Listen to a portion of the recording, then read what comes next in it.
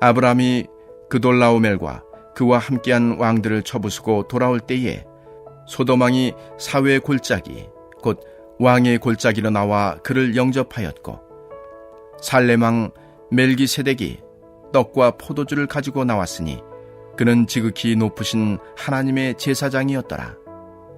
그가 아브라함에게 축복하여 이르되, 천지의 주제이시여 지극히 높으신 하나님이여 아브라함에게 복을 주옵소서. 너희 대적을 네 손에 붙이신 지극히 높으신 하나님을 찬송할지로다 하매, 아브라함이 그 얻은 것에서 10분의 1을 멜기세덱에게 주었더라. 소돔 왕이 아브라함에게 이르되, 사람은 내게 보내고 물품은 내가 가지라. 아브라함이 소돔 왕에게 이르되, 천지의 주제이시여 지극히 높으신 하나님 여호와께 내가 손을 들어 맹세하노니, 네 말이 내가 아브라함으로 치부하게 하였다 할까 하여 내게 속한 것은 실 한 오락이나 들매끈 한 가닥도 내가 가지지 아니하리라. 오직 젊은이들이 먹은 것과 나와 동행한 아넬과 에스골과 마므레의 분깃을 제할지니 그들이 그 분깃을 가질 것이니라. 아멘. 할렐루야. 새벽을 깨워 하나님을 예배하는 성도님들을 주님의 이름으로 환영하고 축복합니다. 흔히 우리는 아브라함을 믿음의 조상이라고 이야기합니다. 어쩌면 아브라함이라는 이름보다 믿음의 조상이라는 말이 우리에게 더 각인되어 있습니다. 그가 믿음의 조상이라고 불릴 수 있는 이유를 성경의 여러 장면에서 우리에게 보여줍니다. 대표적인 장면이 창세기 22장에 나오죠. 아브라함이 하나님의 말씀에 순종해서 하나밖에 없는 이삭을 바칩니다. 그때 하나님은 그의 믿음을 보고 이렇게 말씀하시죠. 사자가 이르시되 그 아이에게 내 손을 대지 말라. 그에게 아무 일도 하지 말라. 너가 너 아들 내 독자까지 내게 아끼지 아니하였으니 내가 이제야 너가 하나님을 경외하는 줄을 아노라. 아브라함은 자신의 목숨보다 귀한 아들을 하나님의 명령에 따라 바치는 것을 통해 믿음의 조상 아브라함을 확인합니다. 그런데 이외에도 성경의 곳곳에는 아브라함의 믿음을 보여주고 있는데, 저는 오늘 이 말씀 묵상을 통해서 아브라함이 왜 그렇게 불리며 많은 믿는 자들이 닮고 싶어 하는지를 이해할 수 있었습니다. 바라고 원하기는 오늘 아브라함의 이 모습을 함께 나누면서 나의 삶을 점검하고 나도 아브라함과 같이 하나님이 기뻐하시는 믿음의 사람이 되기를 결단하는 은혜가 있기를 여러분들 가운데 있기를 간절히 축원합니다. 17절의 말씀을 보면 그돌라오멜에게 승리를 거두고 돌아오는 아브라함의 모습을 볼 수 있습니다. 아브라함이 전쟁에서 이긴 메소포타미아 연합군은 사해 연합군에게 승리를 거두었습니다. 다시 말해서 강력한 힘을 가지고 있었던 그런 연합군이었던 것이죠.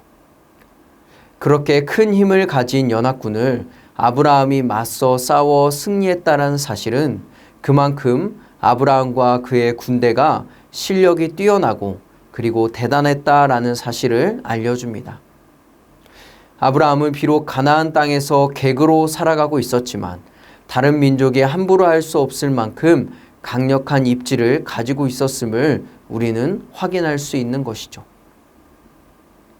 우리는 이 모든 것이 아브라함의 능력에서 비롯된 것이 아님을 잘 알고 있습니다.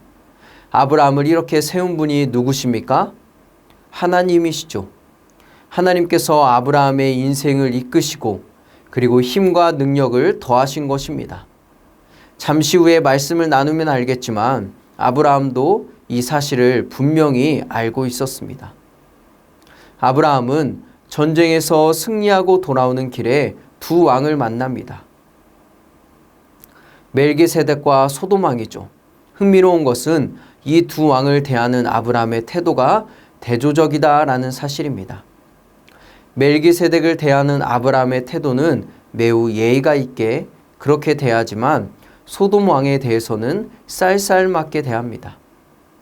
먼저 멜기세덱을 만나는 아브라함의 이야기를 살펴보면 18절에서 멜기세덱을 가리켜 살렘 왕이었다라고 이야기하죠.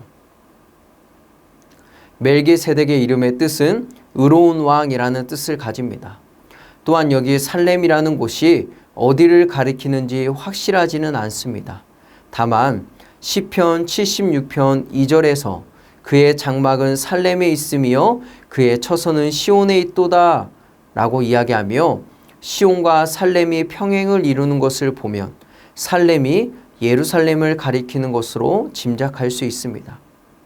더불어 살렘이라는 말은 우리가 흔히 인사하는 샬롬, 평화와 같은 말입니다. 다시 말해서 살롬 왕 멜기세덱이라는 말은 평화의 왕 멜기세덱이라는 의미입니다. 사랑하는 성도님들, 평화의 왕 하면 누가 떠오르십니까? 예수 그리스도가 떠오르지요. 그래서 히브리서 7장에서는 멜기세덱이 참 제사장이시고 임금님이신 예수 그리스도를 상징하는 인물로 이야기합니다. 그래서 18절에서는 멜기세덱의 직분을 다음과 같이 이야기합니다. 그는 지극히 높으신 하나님의 제사장이었더라. 이 멜기세덱이 아브라함을 맞이하는데 그에게 떡과 포도주를 가지고 나옵니다. 이는 전쟁에서 돌아온 아브라함에게 식사를 대접하는 것으로 생각할 수 있습니다. 그리고 아브라함에게 신성한 복도 빌어주고 말하기를 너희 대적을 너의 손에 붙이신 지극히 높으신 하나님을 찬송하라 라고 이야기하죠. 이 말에 응답이라도 하듯이 아브라함은 멜기세덱에게 11조를 바칩니다. 사랑하는 성도님들, 아브라함이 멜기세덱에게 11조를 바쳤다 하는 것은 멜기세덱의 말을 인정했다라는 것을 의미합니다. 다시 말해서 멜기세덱이 아브라함에게 이르기를 이 전쟁의 승리는 너의 힘으로 이룬 것이 아니라 지극히 높으신 하나님께서 너의 대적을 너의 손에 붙이셨기 때문이다 라는 말을 인정하고 아브라함 자신도 그렇게 생각했기에 하나님께 감사의 예물을 드린 것이죠. 아브라함은 이 승리가 누구에게서부터 온 것임을 분명히 알고 있었습니다. 그래서 승리의 영광을 자신이 가로채지 않고 하나님께 올려드린 것입니다. 그렇다면 사랑하는 성도님들, 여러분들도 이와 같이 하나님을 인정하고 또 하나님께 감사하며 영광을 올려드리는 그런 인생을 살고 계십니까? 내가 나된 것이 오늘을 살아갈 수 있는 것이 내 힘이 아니라 하나님의 보호하심과 그리고 인도하심이었다는 사실을 인정하면서 하나님을 예배하는 삶을 사는 여러분들이 되기를 간절히 기도합니다. 아브라함을 맞이한 두 번째 왕은 소돔 왕입니다. 소돔 왕은 아브라함에게 소돔의 백성들을 제외한 모든 것을 가지라고 말합니다. 21절의 말씀은 이렇게 이야기하죠. 소돔 왕이 아브라함에게 이르되 사람은 내게 보내고 물품은 너가 가지라. 이에 대해 아브라함은 이렇게 말하죠. 소돔 왕 당신이 나에게 이 물품을 줘서 부자가 되게 했다라는 말을 할까하여 너에게 속한 것은 실 한 오락이나 들매끈 한 가닥도 가지지 않겠다라고 이야기합니다.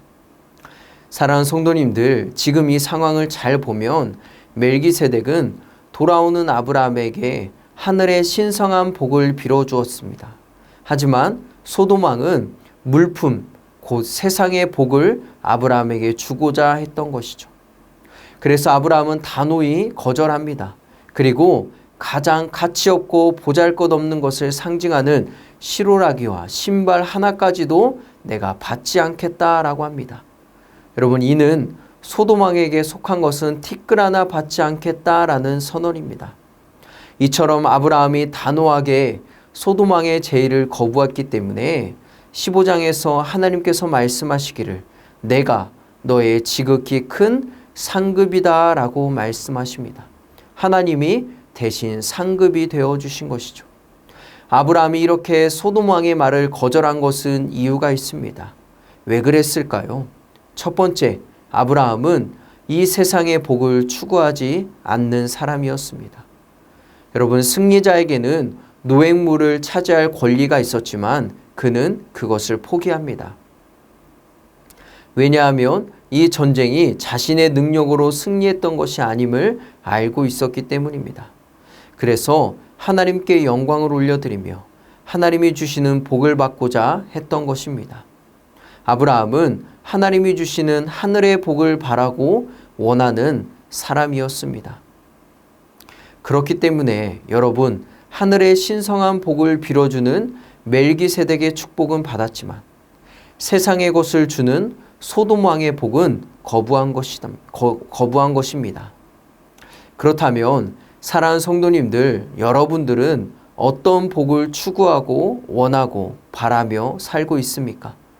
세상이 주는 복, 성공과 삶의 평안함, 안락함, 이런 것들을 추구하며 살고 계십니까? 아니면 하나님이 주시는 복을 바라고 원하며 살고 계십니까? 하나님의 복이 무엇입니까? 여러분, 하나님의 복은 만사 형통이 아닙니다. 성경에서 말하는 복은 무엇입니까? 시편 1편 1절과 2절은 이렇게 이야기하지요. 복 있는 사람은 악인들의 꾀를 따르지 아니하며 죄인들의 길에 서지 아니하며 오만한 자들의 자리에 앉지 아니하고 오직 여호와의 율법을 즐거워하여 그의 율법을 주야로 묵상하는도다. 복 있는 인생은 말씀 안에서 하나님과 동행하는 인생입니다. 하나님이 주시는 참된 복을 말씀 안에서 누리는 평안과 기쁨인 줄 믿습니다. 나는 어떤 복을 쫓아 살고 있습니까? 오늘 하루 세상이 주는 복을 얻기 위해 분주한 것이 아니라 하나님 안에서, 말씀 안에서 세상이 줄 수 없는 평안과 소망, 기쁨을 누리는 하루가 되기를 간절히 소망합니다. 두 번째, 아브라함이 소돔 왕이 주고자 했던 물품을 받지 않았던 이유는 그 물품은 가증하고 그리고 죄로 얼룩진 것이었기 때문입니다. 소돔은 죄악으로 가득 찬 곳이었습니다. 그래서 얼마 지나지 않아 그 죄악으로 인해서 멸망당할 곳이었습니다. 그렇다면 당연히 그곳에 사는 사람들의 소유물 역시 의롭지 못한 것, 정결하지 못한 것이었음이 분명합니다. 여러분, 앞서 이야기했듯이 승리자가 노획물을 차지할 권리가 있었습니다. 그런데 아브라함이 이 전리품을 취하지 않은 것은 자신의 능력으로 전쟁에서 승리한 것이 아님을 알았기 때문이고, 그리고 그 물품이 가증한 것이었음을 알고 있었기 때문입니다. 아브라함이 왜 믿음의 사람입니까? 그는 정결한 것과 그렇지 않은 것을 분별할 줄 아는 기준, 이 믿음의 기준이 있었기 때문입니다. 여러분, 흔히들 우리가 MZ세대라고 하죠. 정말 빠르게 세상이 변하고 사고와 정서가 이제는 많이 달라졌습니다. 이 가운데 우리는 이 세상을 잘 분별하는 믿음, 신앙의 기준이 우리들 가운데 있어야 합니다. 그래야 결정적인 순간에 올바른 선택을 할 수 있고 하나님이 기뻐하시는 삶을 살 수 있게 되는 것입니다. 오늘 전쟁에서 승리한 아브라함을 두 왕이 맞이합니다. 이 이야기를 통해 우리는 아브라함이 왜 믿음의 사람인지를 깨달았습니다. 그는 하나님을 인정하고 하나님께 영광을 돌리는 삶을 살았습니다. 오늘을 살게 하는 힘과 능력이 하나님께로부터 나옴을 인정하고 찬양하며 감사하는 삶, 그분을 의지하는 삶이 되기를, 복된 삶이 되기를 간절히 소망합니다. 그 삶이 바로 믿음의 사람이 사는 삶입니다. 또한 아브라함은 세상의 복이 아니라 하늘의 복을 사모하는 사람이었습니다. 하나님이 주시는 복은 만사 형통이 아닙니다. 늘 하나님의 말씀 안에 거하며 그렇지 않은 상황 속에서도 그분이 주시는 평안과 기쁨, 소망을 누리는 것이 복 있는 사람입니다. 더불어 우리는 아브라함처럼 분별하는 믿음이 있어야 합니다. 그리하여 거룩한 성도의 삶을 살아가야 합니다. 사랑하는 성도님들, 오늘도 생명 주신 하나님을 기억하며 아브라함처럼 믿음의 사람으로 살아가는 그런 하루가 되기를 주님의 이름으로 간절히 축원합니다. 함께 기도하겠습니다. 하나님, 나에게도 아브라함의 믿음을 주소서. 그래서 하나님을 기쁘시게 하고 하나님께 영광을 올려드리는 인생 되게 하소서. 두 번째, 성전 건축의 비전을 주심에 감사합니다. 한 마음 한 뜻 되어 달려가게 하소서. 우리 이 시간에 주님의 이름 한번 부르고 간절히 기도하겠습니다.